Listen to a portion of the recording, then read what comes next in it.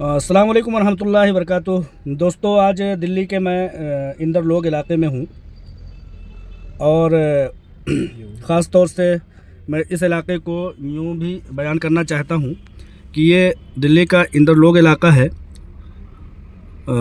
वीर बंदा बैरागी मार्ग इंदर लोग का दिल्ली का ये वो इलाका है जहाँ पर अभी पुलिस के अत्याचार और पुलिस के जुल्म व ज़्यादती का मामला सामने आया था। आप लोगों ने देखा कि पुलिस वालों ने अपने तशद्दुद का निशाना नमाजियों को बनाया और उसकी वजह से बहुत सारे माहौल यहाँ पर ख़राब हुए। लगभग इलाक़ों में आग लगता हुआ मामला था, लेकिन अल्लाह ताला ने करम फरमाया कि किसी भी तरह की नागहानी सूरत हाल नहीं होने पाई। तमाम सियासी पार्टियाँ और तमाम इंतज़ामी लोग जो है इंतज़ामिया सतर्क हुई, मुस्तैद होते हुए इस मामले को हत्तल इम्कान अपने कंट्रोल में लाने की कोशिश की। मेरा यहाँ पर कहने का एक अलग नज़रिया है, एक अलग बात कहना चाह रहा हूँ। अब चूँकि मामलात बहुत हद तक कंट्रोल में आ चुके हैं, लिहाजा इस नज़रिए पर भी बात करना बहुत ज़रूरी है कि हमें ना आज से पहले 1400 साल पहले हमारे नबी अकरम सल्लल्लाहु अलैहि वसल्लम ने उन तमाम फितनों से आगाह कर दिया था जो हमारे लिए नुकसानदेह साबित हो सकते हैं। मुस्लिम अक्सरियती इलाका होने के नाते से यहाँ पर हमेशा मुस्तैदी बरकरार रहती है इंदर लोग दिल्ली के इस इलाके में, और हमेशा ये इलाका जो है इंतज़ामिया के राडार पर रहता है। यहाँ पर चौकसी बहुत बड़े पैमाने पर रहती है। तो मेरे कहने का मतलब ये है कि हर उस फितने से नबी अकरम सल्लल्लाहु अलैहि वसल्लम ने आगाह कर दिया था जहाँ पर नमाज या इबादतों को करने की मनाही फरमाई थी।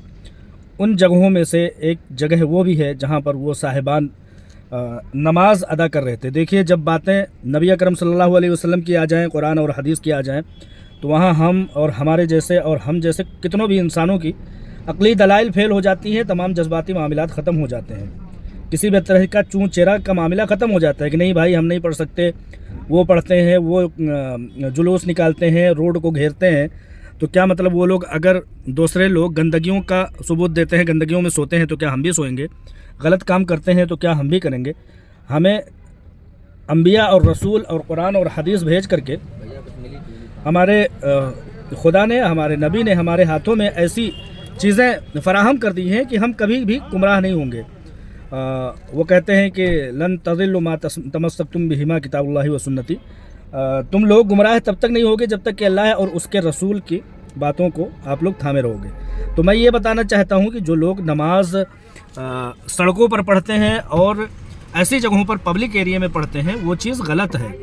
उस चीज़ को हम जज्बाती हिसाब से लेंगे तो कहीं ना कहीं हमें ये बात हज़म नहीं होगी। बहुत सारे लोगों से जब ये बात समझाई जाती है कि आप क्यों रोड पर नमाज़ पढ़ते हैं, जब इस चीज़ की मनाही है इंतज़ामिया की तरफ से भी, कानून कवायद की तरफ से भी, और हमारे फ़रामीन में भी कि हमारे नबी और रसूल ने जब इस चीज़ को मना किया है, तो हम क्यों ऐसा करते हैं।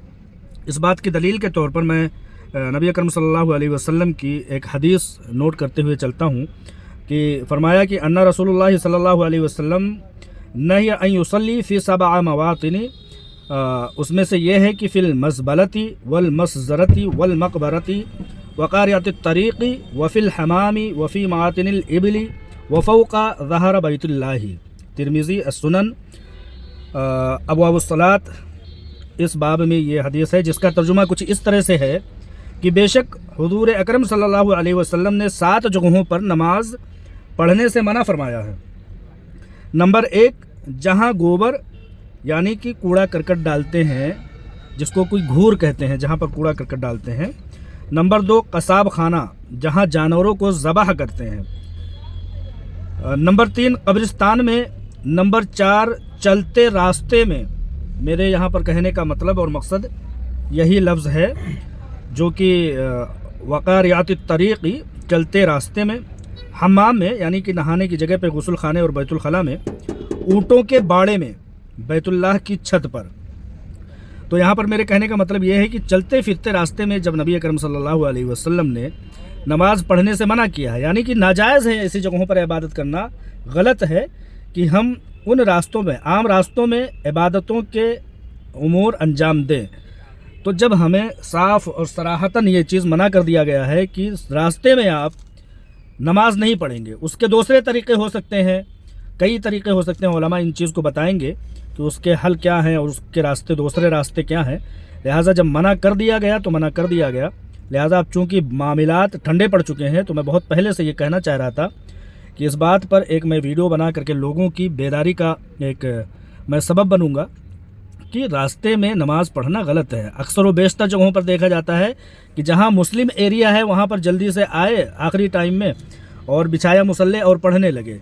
ये नहीं सोचा कि भाई एम्बुलेंस भी इधर ही से जा रही होगी, कुछ जच्चगी के मामलात की माएँ और बहनें भी जा रही होंगी, कुछ बीमार माजूर अफराद भी इधर से गुजर रहे होंगे, जिनको फ़्लाइट या ट्रेन पकड़ना है वो लोग भी जा रहे होंगे।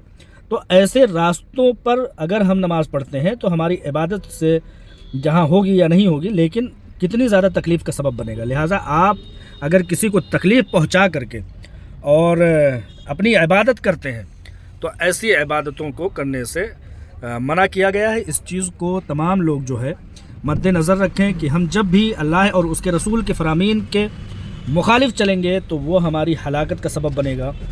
आप सोचिए कि इंदरलोक दिल्ली का ये जो मामला था जिसमें पुलिस वाले ने पैरों से मारा उन लोगों को, मामलात कंट्रोल में आ गए, लेकिन कहने का मतलब यह है कि अहादीस और रसूल सल्लल्लाहु अलैहि वसल्लम के फ़रामीन को, अल्लाह और उसके रसूल के फ़रामीन को अगर हम नज़रअंदाज करते हैं तो वो कितने बड़े नुकसान का एक खमियाजा हो सकता है, कितने बड़े एक फितने का सबब बन सकता है। लिहाजा इन सब चीज़ों को हमें आवाम में बेदारी के तहत लाना चाहिए और इस वीडियो के बनाने का मकसद ये है कि हमें इन चीज़ों को फॉलो करना चाहिए। किसी दूसरे की तकलीफ़ का हमें सबब नहीं बनना चाहिए। लोग करते हैं, करने दीजिए, उनके पास रसूल नहीं है, उनके पास अल्लाह का ईमान नहीं है, अल्लाह पर ईमान नहीं है, उनके पास कुरान नहीं है, हदीस नहीं है। हमारे पास तो तमाम चीज़ें हैं। हम उन चीज़ों के मामलात को मद्देनज़र रखते हुए, उन पर अमल करते हुए किसी भी फितने और किसी भी झगड़े लफड़े से बच करके अपने अखलाक और अपने वतीरे का एक मिसाल कायम कर सकते हैं। मेरा मकसद यही था कि आप लोगों को इस हदीस से कम रूबरू कराया जाए कि रास्ते में जो लोगों के चलने फिरने का रास्ता है और आम रास्ता है उस पर नमाज़ पढ़ने से मना किया गया है। अस्सलाम वालेकुम रहमतुल्लाहि व बरकातुहू।